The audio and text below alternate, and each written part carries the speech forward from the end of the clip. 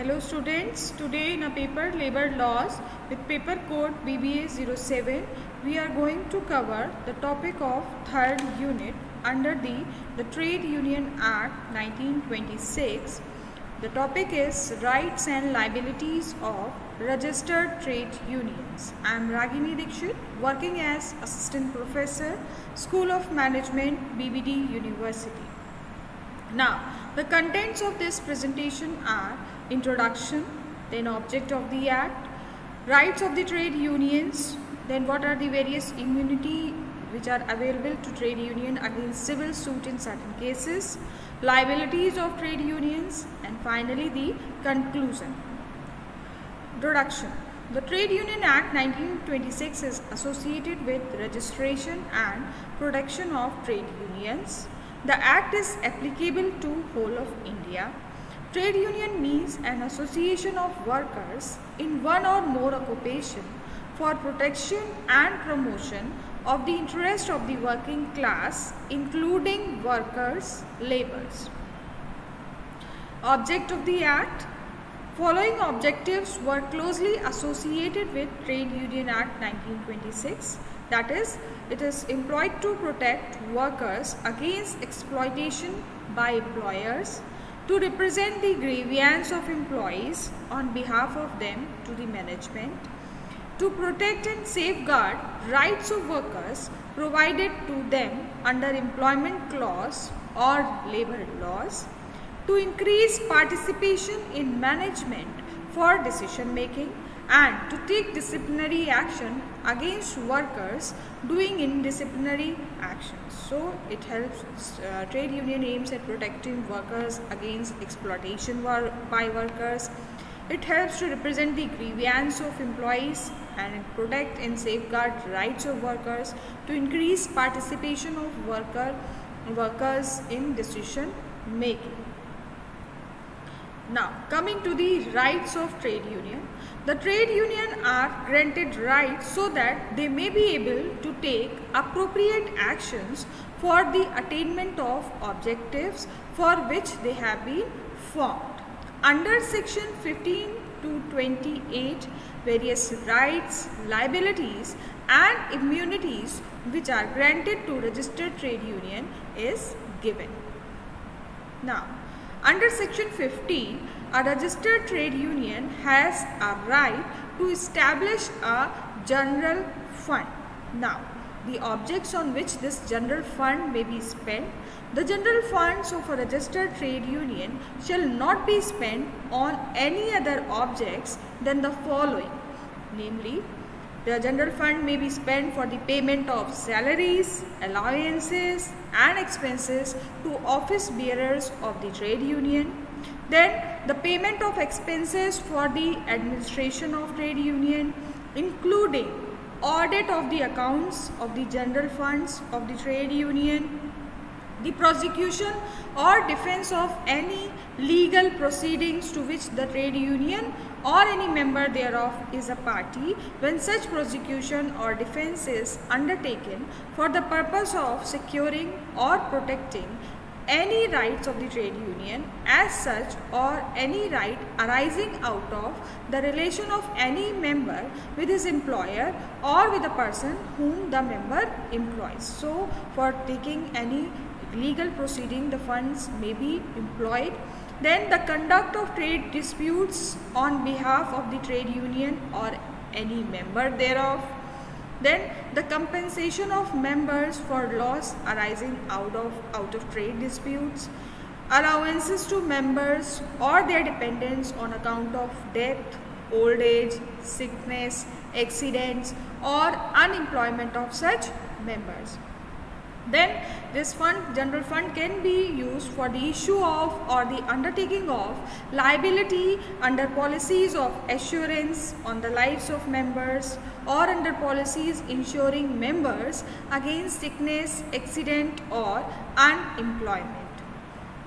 Then this general fund can be used for allowances to members or their dependents on account of death, old age, sickness, accidents or unemployment of such members, the issue of or the undertaking of liability under policies of assurance on the lives of members or under policies ensuring members against sickness, accident or unemployment. So fund can be spent on taking these policies.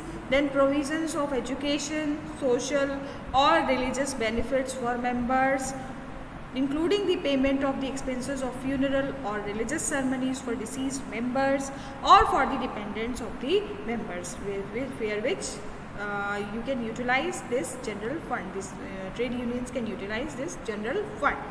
Then the upkeep of periodical published mainly for the purpose of discussing question affecting employers or workmen as such. So these are the provisions under which the general fund of the trade union can be employed. Then the payments in furtherance of any of the objects on which the general funds of the trade union may be spent of contribution to any cause intended to benefit workmen in general, provided that the expenditure in respect of such contribution in any financial year shall not at any time during the year be in excess of 1/4 of the combined total of the gross income which has up to that time accrued to the general funds of the trade union during the year, and of the balance at the credit of those funds at the commencement of that year. Then, subject to any condition contained in the notification, any other object notified by the appropriate government in the official gazette. Under section 60, a registered trade union has a right to establish a political fund. A registered trade union may constitute a separate fund from contributions separately levied for or made to that fund, from which payments may be made for the promotion of the civic and political interest of its member in furtherance of any of the object specified in subsection 2. The object is referred in this subsection 1 are the payment of any expenses incurred either directly or indirectly by a candidate or prospective candidate for election as a member of any legislative body constituted under the Constitution or of any local authority before, during or after the election in connection with his candidature or election, or the holding of any meeting or the distribution of any literature or document in support of any such candidate or prospective candidate which is going to get elected, the maintenance of any person who is a member of any legislative body constituted under the Constitution or of any local authority, the registration of electors or the election of a candidate for any legislative body constituted under the Constitution or of any local authority, the holding of political meeting of any kind or the distribution of political literature or political document of any kind. No member shall be compelled to contribute to the fund constituted under subsection for the political use. A member who does not contribute to the said fund shall not be excluded from any benefit of the trade union or placed in any respect either directly or indirectly under any disability or at any disadvantage as compared with other members of the trade union, except in relation to the control or management of the said fund. By reason of his not contributing to the said fund, and contribution to the said fund shall not be made a condition for admission to the trade union. So, whether the member is contributing to the fund or not, he can become the member of the trade union. Now, section 70. Criminal conspiracy in trade disputes. No office bearer or member of a registered trade union shall be liable to punishment under subsection 2 of section 120B Indian Penal Code in respect of any agreement made between the members for the purpose of furthering any such object of the trade union, as is specified in section 15 unless the agreement is an agreement to commit an offence.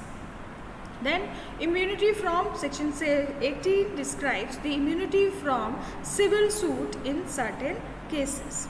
No suit or other legal proceeding shall be maintainable in any civil court against any registered trade union or any office bearer or member thereof in respect of any act done in contemplation or furtherance of a trade dispute to which a member of the trade union is a party on the ground only that such act induces some other person to break a contract of employment, or that it is in interference with the trade, business or employment of some other person, or with the right of some other person to dispose of his capital or of his labor as he wills. A registered trade union shall not be liable in any suit or any other legal proceeding in any civil court in respect of any tortious act done in contemplation or furtherance of a trade dispute by an agent of the trade union, if it is proved that such person acted without the knowledge of or contrary to express instruction given by the executive of the trade union. So, entire trade union will not be responsible. That person can be responsible for such tortious act. Then, section 19, enforceability of agreement. Section 19 tells us about the enforceability of agreement. Notwithstanding anything contained in any other law for this time being enforced, an agreement between the members of a registered trade union shall not be void or voidable merely by reason of the fact that any of the object of the agreements are in restraint of trade, provided that nothing in this section shall enable any civil court to entertain any legal proceeding instituted for the express purpose of enforcing or recovering damages for the breach of any agreement concerning the conditions on which any member of a trade union shall or shall not sell their goods, transact business, work, employ or be employed. Then right to inspect books of trade union. The account books of a registered trade union and the list of members thereof shall be open to inspection by an office bearer or member of the trade union at such times as may be provided for in the rules of the trade union. In section 21 tells us about the rights of minors to the membership of trade union. A person who has attained the age of 15 years may be a member of registered trade union, subject to any rules of the trade union to the contrary, and may subject as aforesaid enjoy all the rights of a member and execute all instruments and give all acquaintances necessary to be executed or given under the rules. Then disqualification of office bearer of trade union. When office bearer of trade union can be disqualified. A person shall be disqualified for being chosen as and for being a member of the executive or any other office bearer of a registered trade union if he has not attained the age of 18 years, he has been convicted by a court in India of any offence involving moral turpitude and sentenced to imprisonment unless a period of 5 years has elapsed since his release. So on these basis a person can be disqualified to become a office bearer of trade unions. Any member of the executive or other office bearer of a registered trade union who before the commencement of the Indian Trade Unions Act 1964 has been convicted of any offence involving moral turpitude and sentenced to imprisonment shall on the date of such commencement cease to be such member or office bearer unless a period of 5 years has elapsed since his release before that date. Proportion of office bearer to be connected with the industry. not less than one half of the total number of the office bearers of every registered trade union shall be persons actually engaged or employed in an industry with which the trade union is connected. So, not less than one half of the total number of the office bearers of every registered trade union shall be engaged or employed in an industry with which the trade union is connected, provided that the appropriate government may, by special or general order, declare that the provisions of this section shall not apply to any trade union or class of trade unions specified in the order. Under section 23, a registered trade union can change the name. A registered trade union has the right to change a name with minimum 2/3 majority, and all requirement of section 25 must be fulfilled. Section 24 gave the right to amalgamation. Any two or more than two trade unions may amalgamate into one with or without dissolution of funds, but at least 50% of the majority votes is recorded and at least 60% of these votes are in favor of amalgamation. Now, coming to the liabilities of trade union. First liability of trade union is restriction to spend fund. The trade union cannot spend the fund for any voluntary reasons. They can only spend for specific activity which is enumerated in section 15, where the general funds can be applied. Then the other liability is if trade union decides to promote its civil and political activities, then a separate political fund has to be constituted under section 16. However, no trade union can force its members to subscribe to political funds. Trade union must make available all records, its books of account and list of membership for inspection, which conferred in section 20 upon request of any member or his representatives. Minors more than 15 years of age can be a member as per section 21, but they cannot hold office. They can't be office bearer, but they can enjoy the membership of the trade unions. Then, under section 21, a trade union cannot appoint a person who has convicted for a crime involving moral turpitude or has been imprisoned for 6 months or more within last 5 years. Under section 22, at least half of the office bearers of union must be engaged or employed in an industry to which trade union is connected, and they also use the power judicially while removing any member. Under section 28, general statement, audit report in prescribed manner, all income and expenses and assets and liabilities existing on such 31st day of December must be sent to the registrar every year.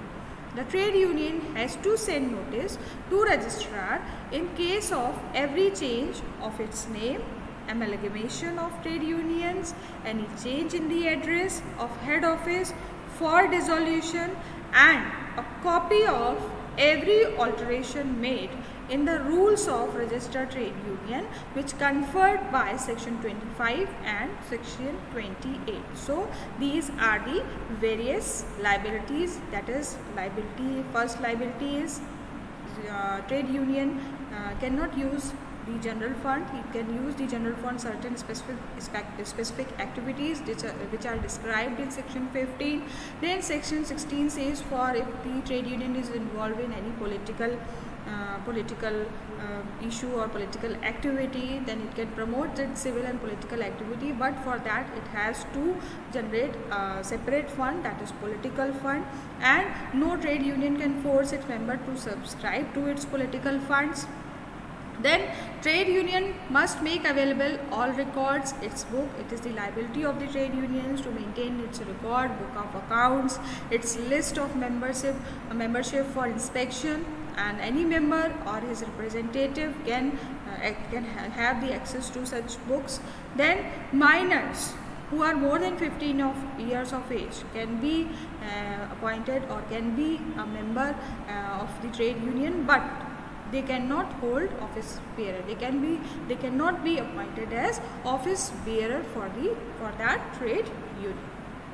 Then under section 21, it is the liability, or trade union cannot appoint a person who has been convicted for crime involving moral turpitude or has been imprisonment for 6 months or more within last 5 years. Then under section 22, at least half of the office bearers of union must be engaged or employed in an industry to which trade union is connected, and they use the power judiciously while removing any member.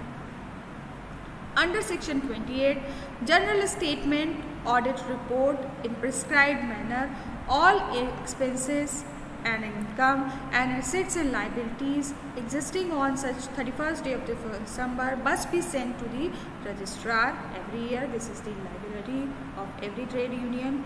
Then the trade union has to send notice to registrar in case of every change of its name, amalgamation of trade union, any change in the address of head office or dissolution, and a copy of every alteration made in the rules of registered trade union, which is conferred by section 25 and section 28. Now, the emergence of trade union is a boon for laborers who are unable to represent individually. Then trade union form with the object of taking collective action for their benefits and to obtain their rights. For ensuring the smooth functioning of union, Trade Union Act was enacted, where certain rights and liabilities protect their interest and possibility of exploitation. The Trade Union Act 1926 provide for the registration of trade unions with a view to form lawful organization of labor to enable corrective bargaining. So these were the rights and liabilities of trade union. Let us revise with these rights and liabilities. We can see what are the rights of trade union. As we have done, the trade union rights are described from section 15 to 28. Rights, liabilities and immunities of trade union have been described. What is then under section 15, a registered trade union has a right to establish a general fund, and these are the provisions under which this general fund can be spent, for example, for the payment of salaries, for the payment of allowances and expenses, for the payment of expenses for the administration of trade union including audit, for the defense, for the prosecution or defense of any legal proceeding to which the trade union or any member thereof is a party. Then the conduct of a trade dispute on behalf of the trade union or any member. Then compensation of member for loss arising out of trade dispute, allowances to member. Then the issue or the undertaking of liability under policies of assurance, allowances to member or their dependents on account of death. Then issue of or the undertaking of liability under policies of assurance. Then provisions of educational, social or religious benefits for the members or for the dependents of members. Then the upkeep of periodicals published mainly for the purpose of discussing questions on these. Then the payment in furtherance of any object on which the general fund of trade union is spent on contribution to any cause intended to benefit workmen in general. Then subject to any conditions contained in the notification, any other object notified by the appropriate government in the official gazette in where the general fund can be applied. Now, under section 16, a registered trade union, as we have seen, has the right to establish a political fund and for promoting its political and civil activities. Then the maintenance, holding of any meeting, the maintenance of any person, the registration of electorals, the holding of political meetings. Then a member who does not contribute to the said fund shall not be excluded from any benefits of the trade union. He has the right to decide whether he wants to contribute or he doesn't want to contribute for the political fund. Then we have seen that criminal conspiracy in trade disputes, no office bearer or members of registered trade union shall be liable to punishment in respect of any agreement made between the members for the purpose of furthering any such object of the trade union as it is specified in section 15, unless the agreement is an agreement to commit an offence. Then section 18 describes the immunity of the trade union from civil suit in certain cases. Then enforceability of agreement means the civil court to entertain any legal proceeding instituted for the express purpose of enforcing or recovering damages for the breach of any agreement. Then right to inspect books of trade union, the account books of a registered trade union and the list of members thereof shall be open to inspection by an office bearer or member of the trade union. Then the person who has attained the age of 15 years, he can become the member of the trade union. So this was all the rights and liabilities we have discussed in a trade union. So this was all about your rights and liabilities of trade union. Thank you, class.